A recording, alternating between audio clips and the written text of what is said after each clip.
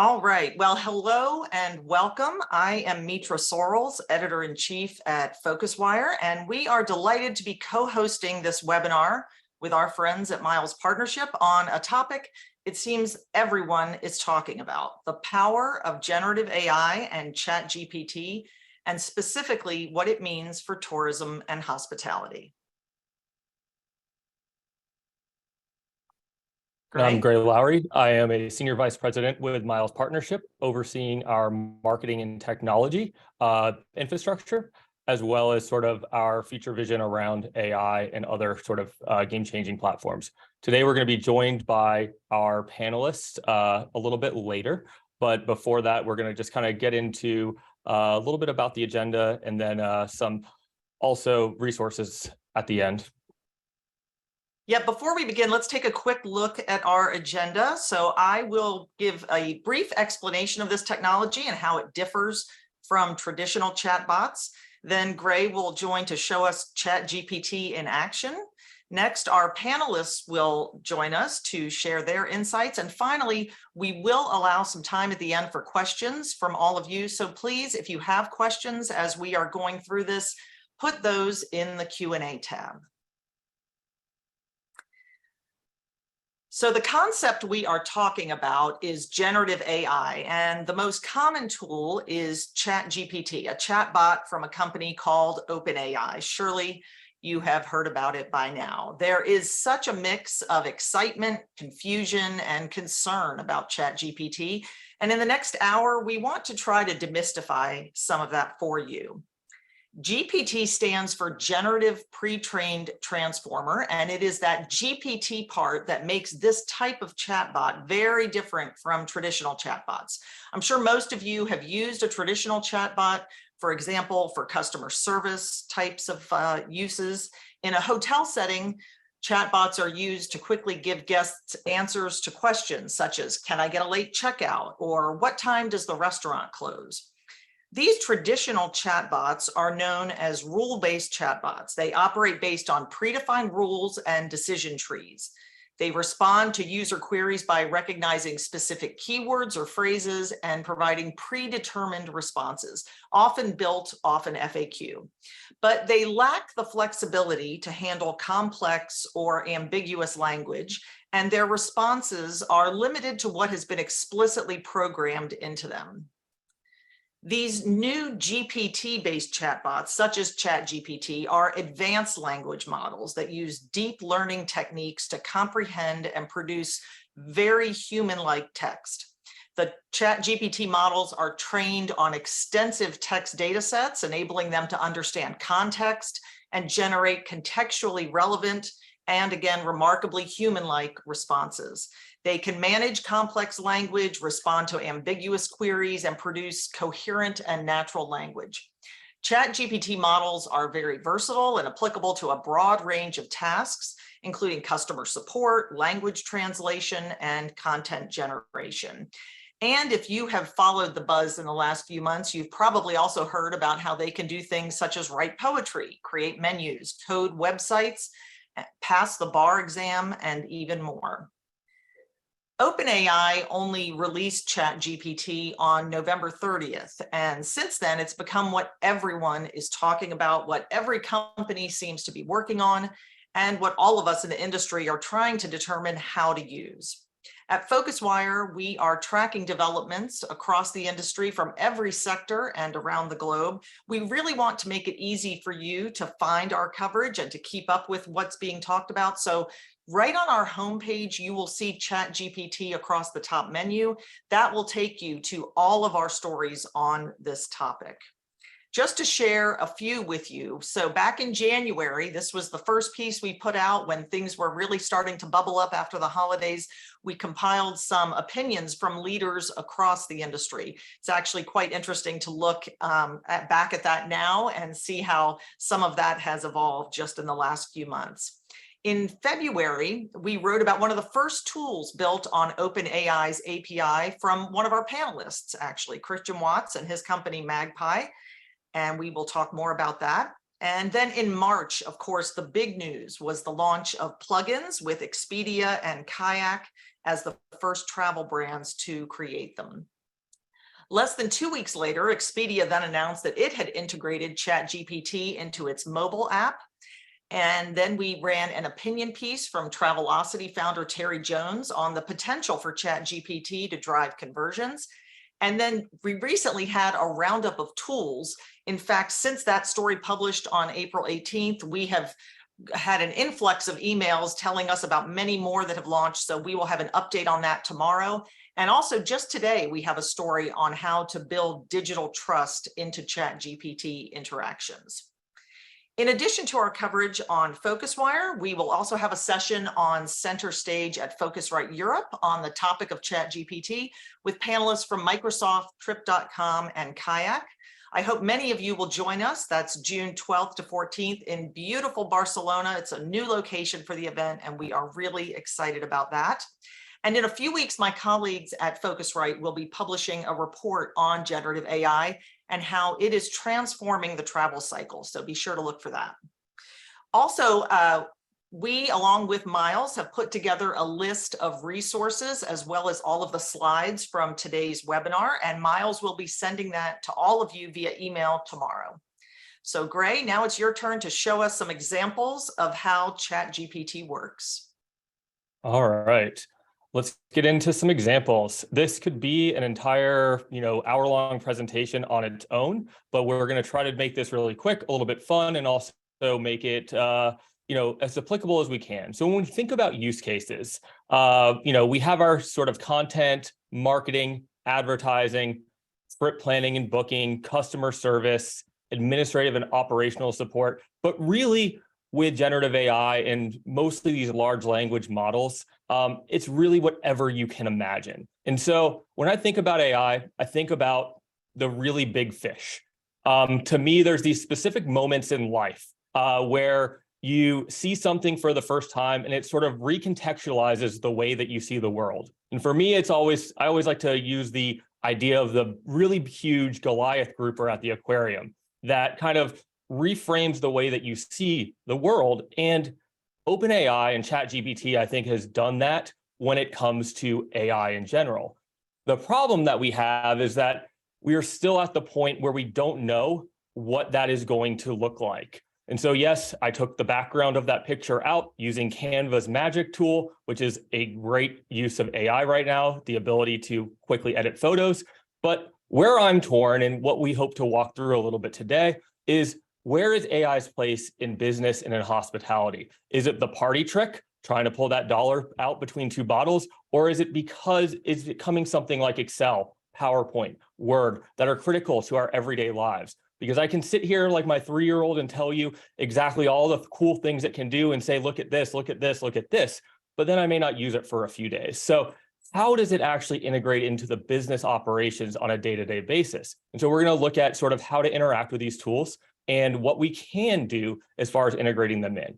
So to start this, what is a prompt? A prompt is how we interact with a large language model. And the most important thing to think about when you think about prompts is if you put garbage in, you're likely going to get garbage out. You're going to really need to focus on the types of tasks you want to accomplish with these large language models. So it could be generate, analyzing, categorizing, or modifying text. And some examples that I like to think of are brainstorming new ideas. This is probably my favorite. Getting advice on how to approach a situation, market research, as well as meta prompts, which are actually the ability for these AIs to prompt themselves. Hugging Face's Auto GPT. So the idea that they actually create their own prompts. So with that, when I think about a prompt, there are 4 key elements. The instruction, what is the specific task or thing that you want the model to perform? The context, what is the external information or the additional context that you can add to better steer responses? The input data, so what is it the question or what sort of response are you trying to get? And then the output, what is the format that you want that response in? So there are lots of different styles of prompts. You have basic prompts and you have advanced prompts. We're going to go through a few different examples of basic and advanced prompts, but essentially your basics are summarize this, extract text from this, answer this question, generate this code. And I have a link here to a GitHub repo that an individual has posted that really goes through these in depth. On the more advanced side, you have zero-shot prompting, few-shot prompting, chain of thought, zero-shot, chain of thought, self-consistency, and a bunch more. These are essentially adding context as you're working with these models to get better answers. So the idea that it may not know how to do a math equation from the start based on its general knowledge, but if you show that it how to do it, then it can actually get that answer right. Math is one of the areas that it struggles in. So taking these into example, let's look at a few quick examples if we can. So one of the first examples here, we're using one of our clients, the Margaritaville Beach Resort in Nassau. And I just went and copy and pasted some reviews from TripAdvisor because I didn't want to spend time setting up an API, but you could do that and do this on an ongoing basis. I basically had it ingest all of the reviews for the resort. And I should have just had it say that it understood what they were, but it started to summarize because I didn't specify the exact output I wanted. Once I got that output, I asked it to rate the responses from the management on a scale from 1 to 5. I'm giving it very explicit instructions, with 5 being the best, and provide 3 points of feedback on how to improve the managerial feedback of responses. So they could be more personalized, have better empathy, or also have a follow-up. These are just general ways of giving it specific prompts as to exactly the type of output that I want from the tool. So from here, I want to take it one level further, right? So I want it to recap the review from Alan B, which was the first review on the page. And I want that to also critique the response from Nigel, who is the customer service representative. I want it to include 3 edits and then rewrite the response to make it better and bring it up to the rating of 5 based on the same criteria it used to rate the reviews beforehand. And so it goes through and it basically says that Alan B's review highlighted dissatisfaction with cleanliness of the room and slow service at the hotel, and gave a critique of Nigel's response. Then it rewrote that. The interesting part here is we have a hallucination, which is basically where the AI is making things up. So Alan's review never included anything about the room cleanliness. He actually said the room and the hotel itself were great and nice, and never mentioned cleanliness at all. So by not giving it any information up front, it got that wrong, because these tools, to quote Ezra Klein from the New York Times, and maybe use an expletive here, are basically created to be a bullshit artist, if you will. They are trying to give you the information that they think that you want. It may not be accurate, but statistically, it has the highest probability of being what you want out of the model. And so by re-putting in Alan's review, I was able to get a much better response from the tool, as opposed to relying on what it thought it knew about it. So by giving very specific information or adding context in line with these bots, you can do a lot more.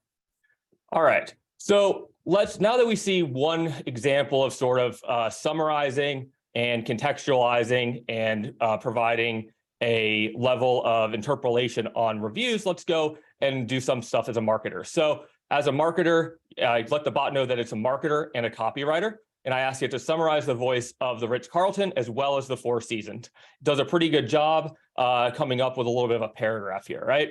So from there, I ask it to tell me the differences in those summaries. The main differences are the Ritz-Carlton errs towards elegance and exclusivity and highlights its rich heritage, where the Four Seasons is more warm, genuine connection, and also focusing on innovation, but still having a level of refinement.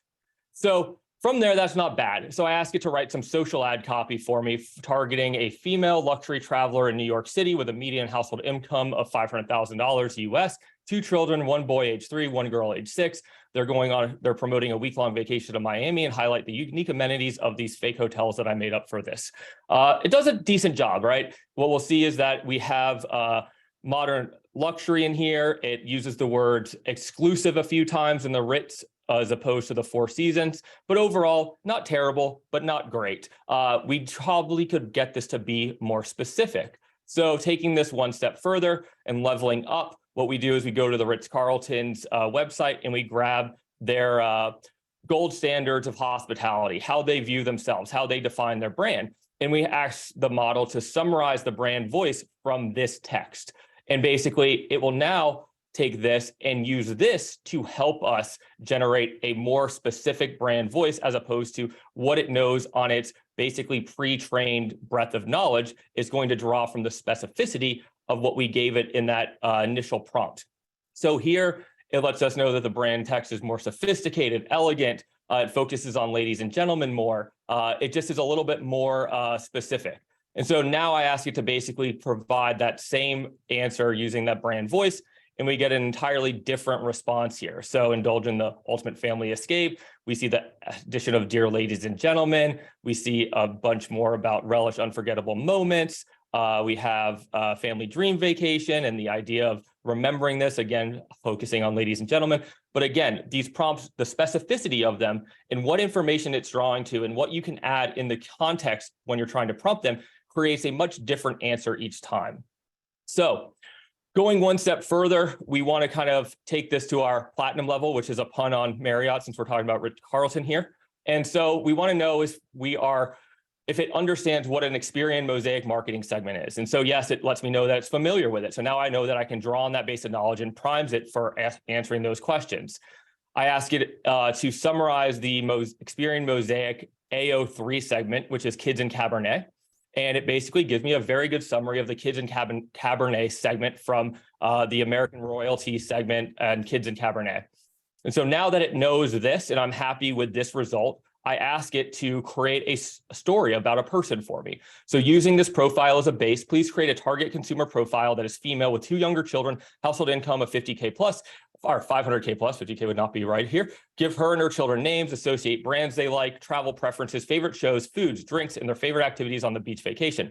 So now we have Emily Thompson, her children Lily and Max are 8 and 5. Here's her household income. These are the brands that she, Lily, and Max like, their travel preferences, their favorite shows, their favorite foods, their favorite drinks, their favorite activities. This is pretty good, right? But the AO3 segment for Experian is more suburban, right? So I need this to be updated to be Upper East Side of New York City.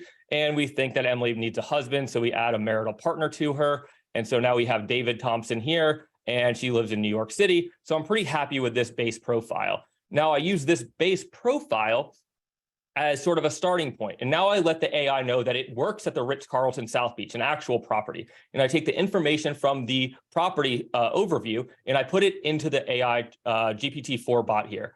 And I ask it if it understands the details of what I've given it, and it responds, yes, that I understand the details. So now it has a primer of where to draw from on its responses and understands what its role is. So now I ask for Emily and her family will be visiting. Please provide a sample itinerary for each day broken into meals, morning, afternoon, and evening blocks with 3 options for each blocks and 2 meal options for each meal. They've rented a car and they can go off property, but they prefer to keep it pretty close with under a mile. So we get a day 1 itinerary, day 2. We get a break here on day 3 because we have used too many tokens. So we ask you to finish for day 3. Again, I haven't fact checked these. I would highly recommend fact checking because again, models are basically built to lie to you and give you the information that you want.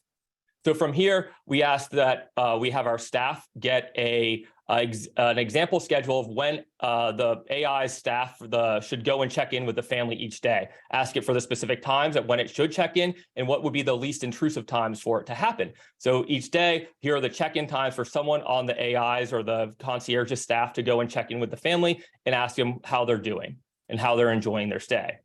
From there, we asked for a note to be written each morning for Emily and ask her how her day was and remind her what thing she has on the upcoming opportunity and remind her that she could extend her stay until 4 p.m. if she needed, because if you notice on one of those itineraries, it has them at the hotel till 10 o'clock.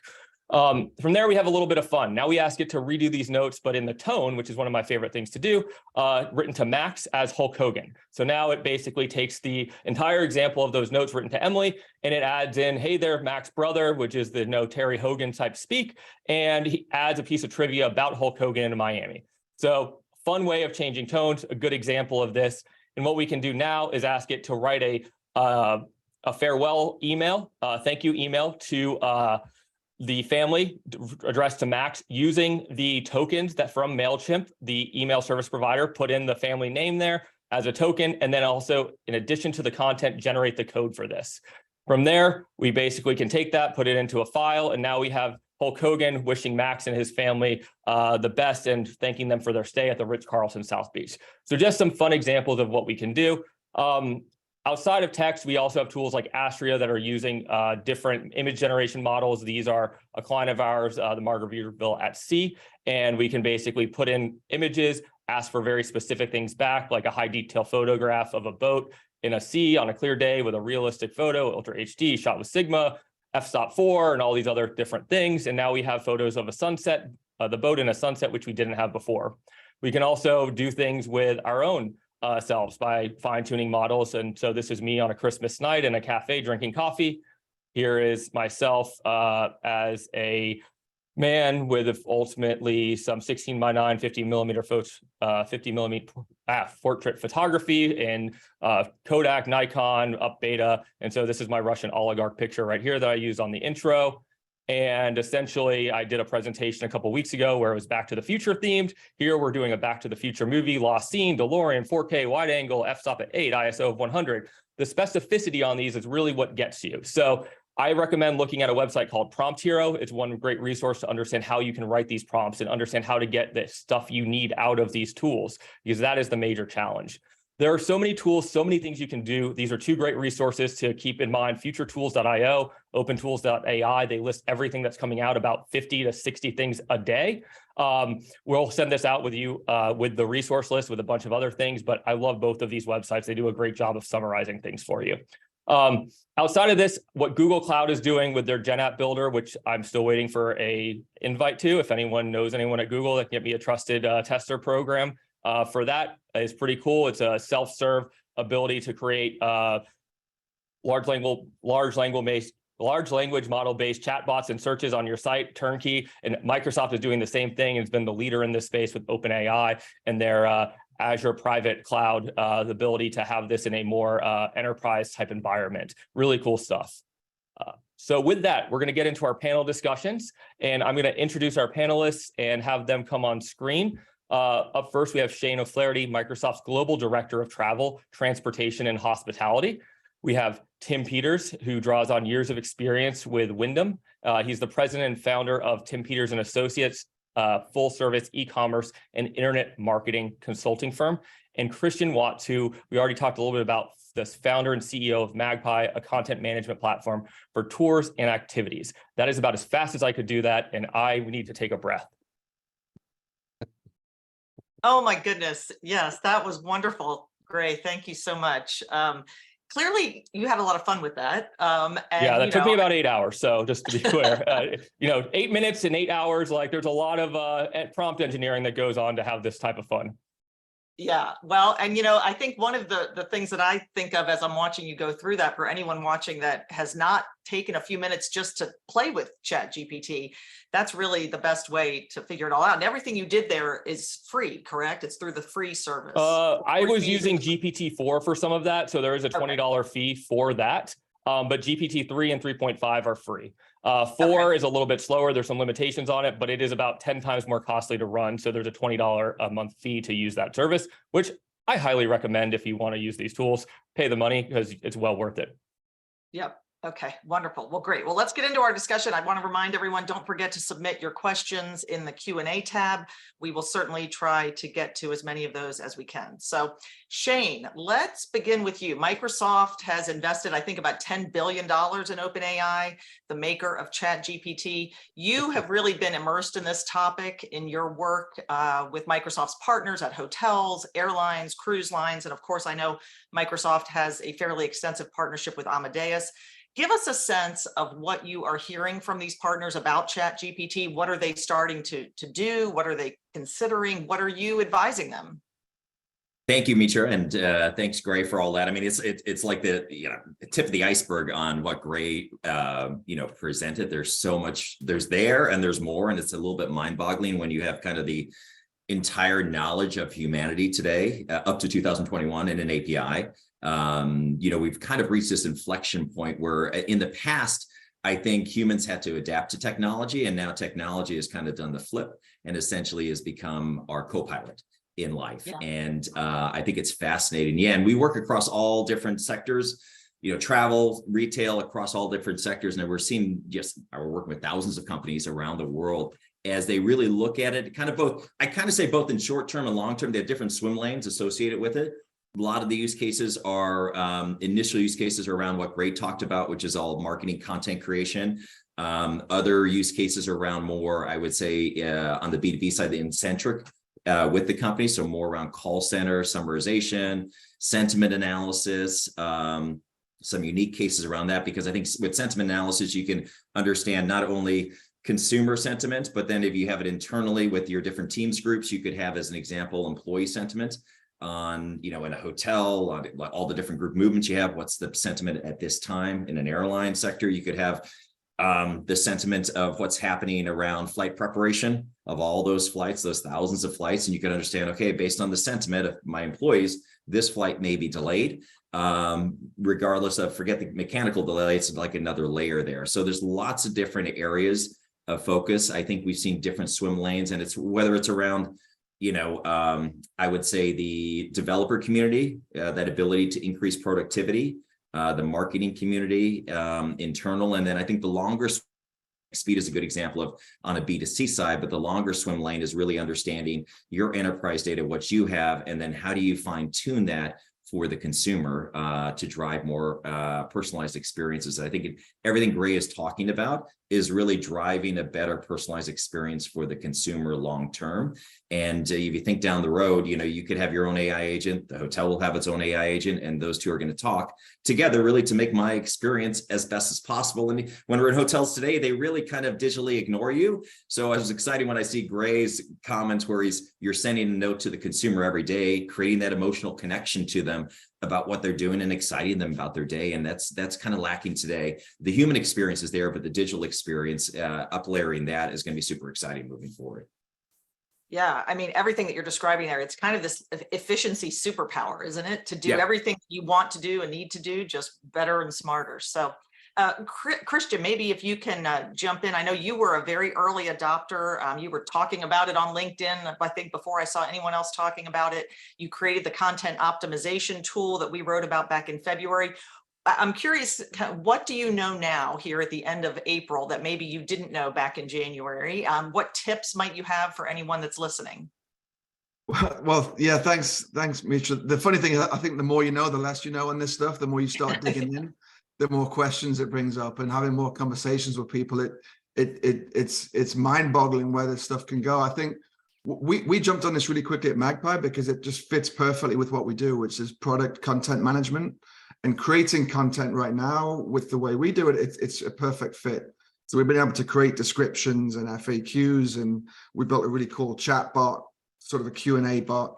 So it's really been a perfect fit. But I think, like I said, the more you look into this stuff, the more you start to see how it reaches into every aspect of what we do. And I think Shane just mentioned at the end there, this agent piece. I think that's kind of where it goes. We're going to have these AI agents that we're going to be talking to. It's a little bit ironic that we're talking about using AI to foster a customer relationship, which is kind of a human relationship, but we're using AI to do it. Be interested to see where that goes. I also want to say, I think it's amazing that Microsoft is actually cool again. 20 years in the doldrums, and now OpenAI is the coolest company out there. Yeah, I don't want to miss the opportunity to mention, with all this talk about agents and kind of the next step with this, that is very much what the piece that we have today in PhocusWire is about if these agents come to fruition and how we deal with some of those security issues with that. So, Gray? Yeah. So, Tim,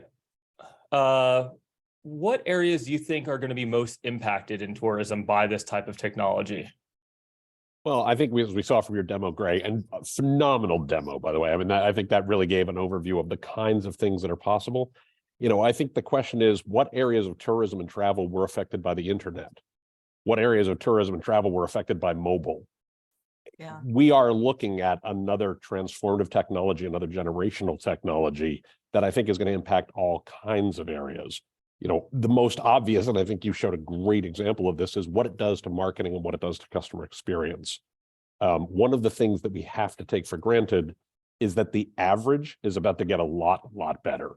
The very best copywriters, the very best content creators, they're going to be fine. It's the people who were less than great who are suddenly going to get much better. I like to think about the fact that Usain Bolt is the fastest man on the planet. There is no way I can outrun him. But if you put me in a mid-price Toyota, to use a technical term, I'll kick his ass. And that's what we're about to see, right? You're going to get a whole lot of very average and very mediocre runners who are going to be able to raise the bar and suddenly get to a very good place. And that's going to raise customer expectations of what they should get everywhere. And that's going to affect everybody and every area of tourism. I love that answer. I love the idea that it's sort of the rising tide lifts all ships type of thing. And I think raises the bar for competition, right? Because it's not, yeah. it's pros and cons. If it gets easier for everybody, it gets harder for everybody. Exactly. I actually read a study the other day that Alibaba did, where it was basically evaluating these models as recommendation engines. And because they're sort of created to be sort of give you exactly what you want, which kind of can tie into the hallucination things, but it's actually viewed as one of the results of the study by Alibaba were basically that it is a great recommendation engine. So that type of technology, and I think the way that they can sort of pivot the different use cases is really going to be interesting. And again, to your point, raise the bar across everything and increase competition. It was a very interesting study. Highly recommend kind of looking at that. It's a little bit technical, but it was still good. Cool. So do we want to jump in with audience questions, Mitra, or go to any of the other questions that we had sort of pre-set up? Because we're at about, let's do throw one out to anyone, you think? Well, I do think we definitely want to get to this question because I know there was a lot of interest from our panelists when we had discussed it initially. This idea of what this means for the direct versus intermediary business for hotels, for anyone across the travel industry. Is this going to really empower the OTAs? Is it going to potentially shortcut the customer journey? Any thoughts on that? Yeah, if I could jump in first, suppliers win today because they provide a great product, they provide a great service, they provide a great experience. If you are a hotel, no one is choosing you because of your technology. They are choosing you because of the experience that they have when they stay with you. Now, obviously, if you're not using technology well to make that experience better, just like you did in the demo, Gray, that's going to hurt the overall experience. So you have to have a really solid technology strategy. You have to have really good partners who you work with who help you do those kinds of things. But suppliers are always going to be in the supply game. And if you do a good job at the supply area, you're going to be fine.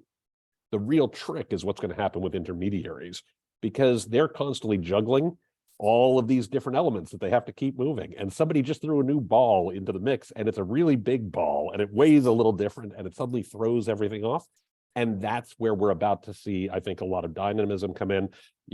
I personally have thought Microsoft has been cool for a long time, but they have certainly raised the bar for Google. They have certainly raised the bar for Expedia. They've certainly raised the bar for Booking.com.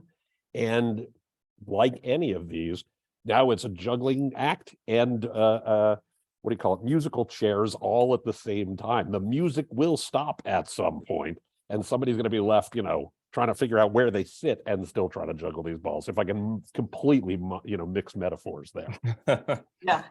Christian, yeah. Oh yeah, to add to Tim's comment, I think if you look, like McKinsey has a report that travel in general is like way down on embracing AI, but it can also be the number one industry that can be influence AI. So for me, it's like it's just recognizing with travel companies, airlines, hotels, cruises, travel agencies, is this ability to. You really need to embrace technology. We're pretty far behind other sectors. So how do we create these moments of unity that we can share information across each other because it's happening in different sectors? It's really, it's just more about the travel sector embracing it. It's real, it's here. It's not a technology issue anymore.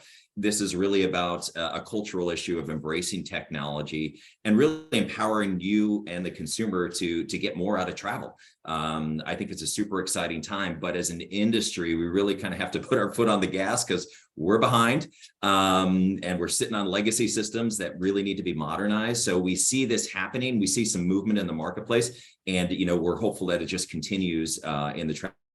It really can, it has a huge impact on travel all up. And I think so it's a matter of embracing it. And this is not, and it's more of a cultural issue rather than a technology issue. And to your point, I guess back to the specific question, if you look at who's investing now, first out of the gate as an example is the OTAs with Expedia.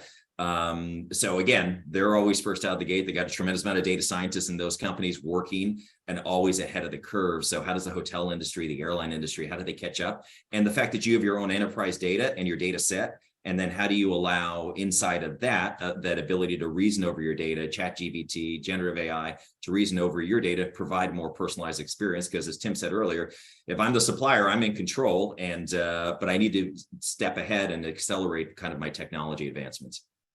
I'm going to want to hear something from Christian on this specifically, but one of the things that I think we have to watch are what are the use cases that really matter.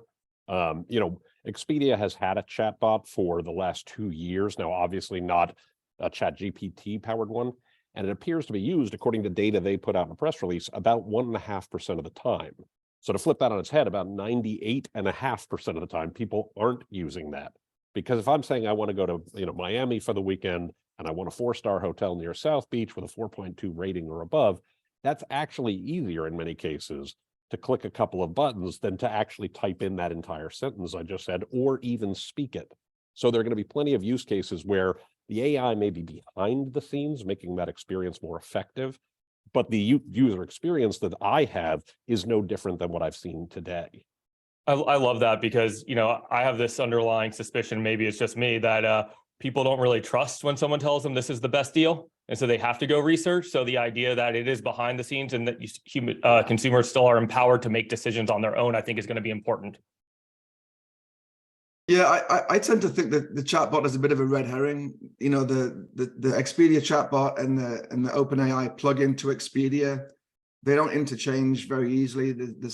That's fine. It's day one. Things will get better. Mm-hmm. But I think there's two drivers on the intermediaries versus suppliers thing. I think on one side, everyone has access to this technology. I have the same access as we're a small company to access the LLM of OpenAI as Expedia. Anybody on this call today can build a chatbot today in a few hours that's as good as Expedia's chatbot. The data behind it is maybe not, but the data right now is coming from the LLM, which is OpenAI, which we can all access. And that's brilliant. It's a brilliant product. You can create itinerary creators, whatever you want. I think everyone has equal access to that. The other part of that is that the bigger companies have innovators' dilemma, so they can't just switch their UX. They can't just change Expedia.com to all of a sudden be a chatbot. Obviously, they've got a few billions of dollars at stake there. On the other hand, the part that the LLM, the OpenAI fails at, now, I think we'd all agree on this, is this hallucination part, the fact that it doesn't always tell the truth, and it doesn't know it's not telling the truth, so it can't alert us to that fact. That's a problem. And that introduces the need for this data layer. And I think that's where the bigger companies come in, because Expedia has that data. I don't think it's booking data. I don't think it's customer data. It's kind of the knowledge data. Expedia is maybe not the best example. TripAdvisor's probably got the best data layer. But on the other hand, we can all access that data layer right now. It's publicly available. Yeah, so I think the bigger companies have the advantage on this data layer, and they'll move quicker on that. Yeah, and tokens aren't cheap either. So, I mean, I do think that large companies have an advantage on the fact of the cost to compute on a lot of these things as well. I guess. Yeah, I think that's why we just encourage. I mean, at this point, is really focus on some great use cases. There's an ROI behind your use case, and be very disciplined and focused. And yeah, I mean, we officially, as Christian said, we've democratized AI. That everyone has an equal playing field, and yeah, so it's super exciting time. Yeah, the thing I would equate it to is things like a booking engine or a central reservation system. If you're an independent hotel, if you're an independent travel agency, you're not building your own GDS. You're not building your own booking engine. You partner with a really good technology provider. You partner with an Amadeus. You partner with a Sabre. You partner with folks like that. I expect we're going to see those companies, or two kids in a garage working on their version of those things that are more AI enabled, that the independents and the smaller companies will be able to leverage with no problem, as long as they partner well and as long as they think about what are the right kinds of technologies we need to actually compete in this space. Yes. Some of this we've kind of started to address here, but I'm curious if any of you, can you share just some really specific concrete ideas for folks that are watching, whether, maybe a DMO or a hospitality business, a tourism business, on what they can start doing today or tomorrow? Like, what, clearly this is evolving, it's moving very fast. What might they do to start stepping into this? Well, from my side, I mean, I think Gray outlined some great stuff. I mean, from a marketing content generation, I think the large use cases, if you have large call centers, it's tremendous in that area. I do think, like, all the tools that Microsoft has in your Outlook, your Word, Excel, PowerPoint, everything that you're doing, it will be released as a kind of your co-pilot. So it's just this idea that today you type and you get like 3 extra words. The AI is generating. Now you're going to get a whole paragraph to respond to it. And as that stuff comes in, it becomes part of your life cycle and your work and productivity. So you're going to see it come into tools that you existingly use today. But the great use cases are really internal use cases, content creation. I think those are the hot use cases we've seen in the marketplace. Yeah, I would add, get an OpenAI account. You can get one for free today. If you want higher level access, it's $20 a month. It's not expensive at all to start playing with and start using, right? I shouldn't even just say playing with, because I think that Shane is exactly right, that we want to try out those use cases. I tell a story all the time, and I will do this quickly because I know we don't have a ton of time. But my father worked in a bank in the 40s and 50s, and he was a loan clerk, and they literally wrote the loan details in a journal, in a book. And within a few years, that all, of course, moved to computers, big mainframes and the like. And today we find it laughable that there were people writing lines in a book to keep track of all of the accounts. Now we do that in Excel. Ray asked, is this a party trick or is it Excel? Well, it can be a party trick, but it can be Excel if you learn how to use it correctly. And the thing to do is start learning now. I love that example. I used the Dewey Decimal System. I learned it. I knew it. I have no clue how to use it today. But do I need to use it? No, I can get any book I want. Right. That is my example to the ledger. Yeah. Something else I would throw out that I know we brought up when we did our LinkedIn audio event in February, that Shane, you were part of that, is that it's never going to be less smart than it is today. True. Right. It's not perfect. But it's never going to be less smart. And something that I didn't actually realize until just recently, there's the thumbs up, thumbs down icon there on your responses. And by selecting one of those, you're helping the system to learn and get smarter. So that's another way it's going to continue to improve. Christian, did you want to jump in there with anything? Yeah, I definitely agree with what everyone said, that you just need to be in there and play with it, because when you start getting responses back and you tweak it, you start to learn how it thinks and how it works. I think spend a bit of time as well and learn how these large language models work. Not that you need to learn the technicalities, but they're actually, it's quite simple how they're trained. And then when you understand that, you can start to imagine what this can be applied to and what it can't. But I think playing around, there's tons of free tools. ChatGPT is the best text one, but play around with the image ones. There's video ones now. They're not quite there yet. And then have conversations with people. I'm from the UK. We sit down in the pub and we talk about football normally, but now it's AI. Those conversations, you start dreaming about what can be done and where we're going with this. And I get so many ideas just from talking to other people. And you just start imagining where this goes. And I watch tons of YouTube on this. Watch Sam Altman. He's the CEO of OpenAI. A guy called Emad Mustak, he's Stability Diffusion CEO. Watching them, listening to them to see where they think it goes, it's interesting. You start imagining what you can use this for. The YouTube content on this topic is amazing. Sorry, Shane. I was going to say, it's part of a larger family of AI products. If you think of vision, speech, translation, search, OpenAI, I mean, so it's kind of like a daisy chain. As you put that daisy chain together, it gets even more and more powerful. And like you said, every couple months, it gets 10 times better. And that's the fascinating part of where we're at today. Sorry, Greg. Oh, no. It's funny. There was an amazing transition there for me. I was going to basically mention Hugging Face, who I think does a great job at some of the auto GPT stuff. And where I see it going is this idea that you have one model that is helping you select other models, because the cost is going to be prohibitive at some point, right? And so if a model that sits on top of all of these other tools can help you identify which ML models you need to use or which other LLMs you need to use that will help you save in cost or take specific actions, that's the really interesting part to me, is how it can help you do the selection and help you save in cost or potentially save money as an intermediary. What intermediaries are best for you? This one may have higher fees, but converts higher. How can it help you make those choices through classification? Yeah. And Gray, I was thinking about your content again. I mean, you could just ask the thing to, hey, can you switch this to Italian? Can you switch this to Spanish? And it just, boom.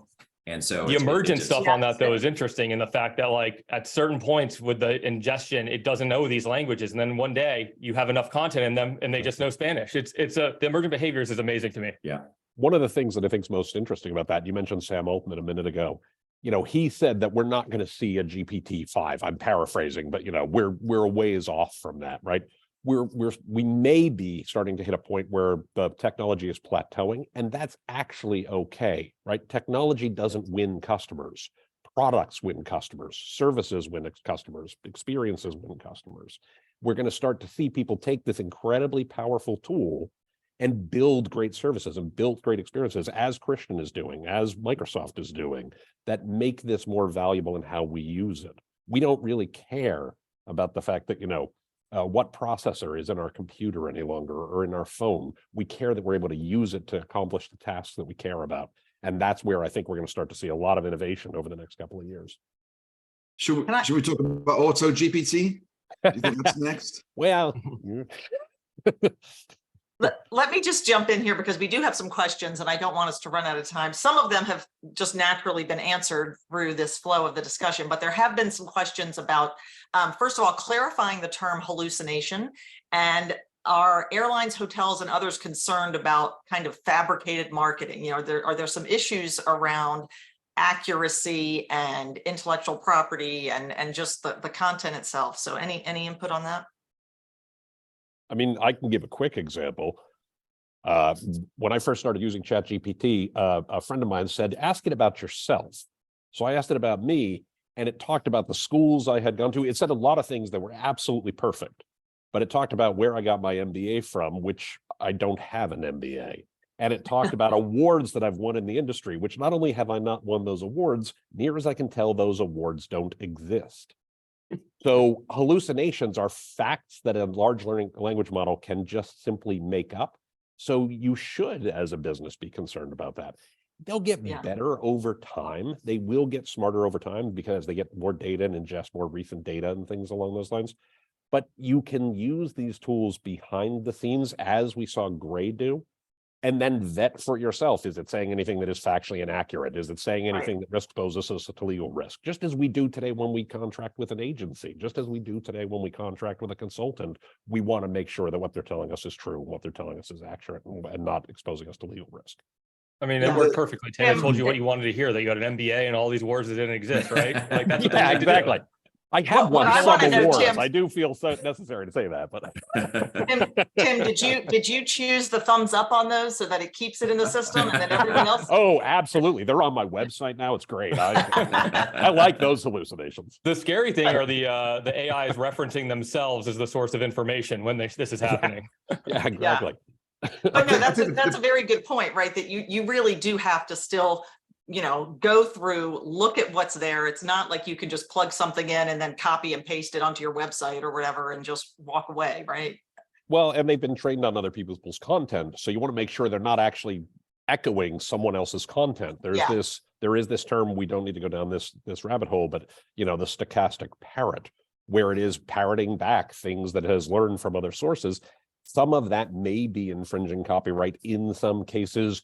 Maybe the jury is quite literally out on that right at the moment, but it's something you do want to be conscious of. Yeah, and internally, if you're training material and you're training you're asking the ChatGPT a question about training material, it will answer it, and then it will cite exactly right inside the PDF of where that is. So it's working just really to drive more objectivity around it. But yeah, it does hallucinate typically after X amount of prompts. And over time, that will get better, as we've all discussed. Another challenge on this specific topic is companies integrating AI generated content into their own offerings. Just today, I was talking to our creative director, letting me know that Adobe Stock is now integrating AI generated images into their stock library without letting you know. And unless you look at the very fine details, like this is not a real image, it's an AI generated image, or Spotify using it for audio so they pay less on royalty fees. It's going to be very interesting to keep your eyes open for these things over the course of the next couple of years. Well, once the lawyers get involved, you know, I mean, you mean the mine, AI lawyers at this point, right? actually, no, a friend of mine who was an attorney said, we talk about AI replacing the lawyers. He said, we haven't yet heard about anybody talking about the AI replacing the clients. Yeah. The lawyers are going to have some fun. And there's been a couple questions about potentially opportunities in the business travel area. I don't know if any of you have any thoughts on that. You know, it's a sector that needs a lot of personalization. Any thoughts around how that could be put to use? Well, I mean, I think as we move forward, I mean, travel on a business perspective it has to be more purposeful in what we do, when we go, how we do it. You know, I think at some point, how does that AI help build like my social capital? It'll help me understand, hey, you should actually go on a business trip to meet this person. So it's this kind of co-pilot, which is my assistant saying, hey, you haven't seen this person in a while. You should see this person in person as opposed to on the call. But then I think at travel agencies, this idea of having a co-pilot, if I'm a travel agent and I can gather data and drive more operational efficiency through my call centers and all that. So all that could be integrated on the travel agency side, and the ability just to do more with less. As well as compliance, Concur, where it's automatically coding trips to specific client locations based on timeframes. I think that's a very interesting opportunity as well. Yeah, there's a tool called Elemental Cognition, a startup called Elemental Cognition that actually ingests rule sets and builds various outputs based on those rule sets. So they're doing a demo right now with One World, where you can do an around the world flight, right? It's the traveling salesman problem, where it finds the best route for you to take. Obviously, if something like that were to start working with the rule sets of, the corporate travel and the like, it creates an opportunity for it to put together the right itinerary, get everybody where they need to be at the right time. And I also think there's a huge benefit as we start talking about intelligent agents, co-pilot, things like that, where we know that business travelers take the same amount of time that leisure travelers do. They don't enjoy it as much. So if it becomes something where they can set it in the background and it simply comes back with choose your 3 itineraries, choose from 3 itineraries, I think that's someplace we could see ourselves in not too distant future. I agree. I like the choice element of that answer a lot. Yeah. And then it's potentially connected right into, let's say, a payment method and different things Absolutely. to start to build that seamless system. Christian, I'm also curious, because you have been so actively working with this technology. Can you give us any sense of kind of what you're working on? You're kind of hands-on with this.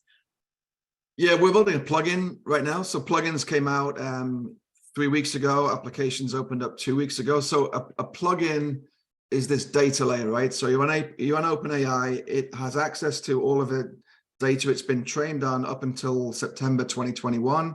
As most people know, it doesn't know anything since then. And I think that's almost deliberate. Not deliberate, but I think that's the way it's going to stay. And then the data on top of that will come from other sources. Expedia's built a plugin. I think some people have seen Kayak's built one. So I'm building a plugin for the experiences sector. So we're getting all of the suppliers together, and we're going to create this data layer for destination content and for things that you do for the things to do when you get there. So the idea being that we'll have this plugin, and you're on OpenAI and you can question that data layer, and we'll have the most up-to-date responses to all of the questions. Whether that's used for OpenAI or whether that's used for Google's Bard or something else in the future, I'm not sure. I just think these data layers are going to be a piece of that future.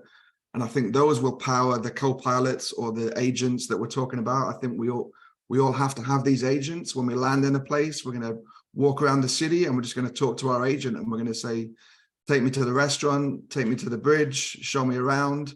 And we need this data layer to have that data sitting there available to us.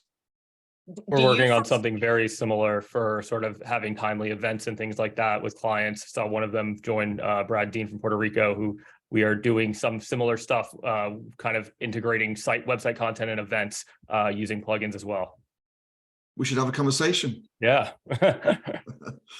Do you foresee, I'm wondering, as you're talking about, you land and you have this agent, do you foresee then that it's potentially my interaction with my chat agent that's kind of handling everything for that trip and that experience? I'm not going to individual apps or that sort of thing, that it's all done through this chat agent. Is that farther down the road? I think, and this is all speculative, clearly all of this is, but I think we all end up with an agent. We all end up with a personal agent, and that agent knows who to ask for certain subjects. So that agent's plugged into Salesforce, it's plugged into Microsoft, it's plugged into your Gmail. It knows where we want to go for these different tasks. And has memories. I like the Smallville example where you basically have the memories and the ability to recall and sort of know how you've interacted in the past. It was an experiment with Google and Stanford. Yeah, it'll learn all about us and which is good and bad, I guess. Yeah, and I think the concept of and we've talked about a lot, is just this concept of a decentralized ID, where I ultimately in the Web 3.0, I own my own information, and I permission brands into my world. And when I'm on a trip, I'll permission these 5 brands and the AI agents will be talking to each other. So I think the decentralized ID and the growth of that will even make it even better, stronger, faster. Yeah, absolutely. As we're just about getting to the end of our time here, I thought it might be interesting if you can each just go around. Tim, maybe we'll start with you. Just briefly, look into the crystal ball, look into the future, maybe a year from now, if we're all back here again on a webinar, what might we be talking about related to ChatGPT? So I always think of Bill Gates has this great quote that says, we always overestimate the change that we'll see in the next 2 years, and we underestimate the change we'll see in the next 10, right? I think if we look out 12 months, it probably looks like where we are today, but better. We will have more products, we will have more services, the AIs will be a little smarter, they will be more integrated into our day-to-day lives. Will it be, the Star Trek universal computer and things like that a year from now? Probably not. 5 years from now? Maybe. So I think it's something of, just have to watch, and we have to assume, where did that 2 year ago timeline start? Right. Christian, what do you foresee in a year? Yeah, I think in a year, perfect images are going to be there, perfect promptable images, promptable videos are going to be perfect quality. I just mentioned AutoGPT. AutoGPT is where 2 large language models talk to each other. I think that's where we're going to be. We don't have to do much. We just got to send it a quick tweak it in that direction, go in that direction. But I think these models are going to do the work for us, and we'll just interject when we need to from the beach. I'm not sure if we'll be on the beach in a year, but at some point after that, we'll just be making plans to be on the beach. That's right. Yeah. Shane? Well, I mean, I think it will be integrated into a lot of our daily life. And I think that may be the most interesting part, is it just all of a sudden will become part of our daily life, part of our emails, part of our CRM, as it all is integrated, because it can talk to all these disparate parts and bring them all together, and it really no boundaries around it. So I think the use cases, I mean, we've seen tremendous ones out there in the marketplace, but I think we'll continue to learn about new use cases. And I think that's on the B2C side and the B2B side, but it's fundamentally going to change the productivity of our workers. And I think that's the most exciting part, and make us, focus on things that we really need to focus on. And a lot of the mundane tasks that I typically do will kind of go away, and I'll be, like we talk about the emails, I'll be 70% of the way there, and I just do the last 30% myself. And I think that opens up lots of opportunity across the board of empowering people to do more. Doesn't that sound wonderful, actually? Like with the email, like, wow, let's get there.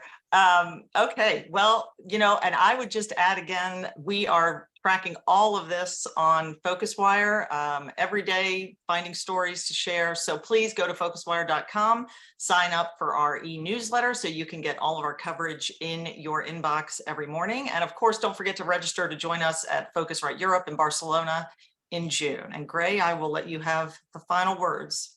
Yeah, I just wanted to thank all of our expert panelists today, Christian, Tim, Shane. Thank you for being here, giving us your insights into this really interesting topic and really sort of exciting topic.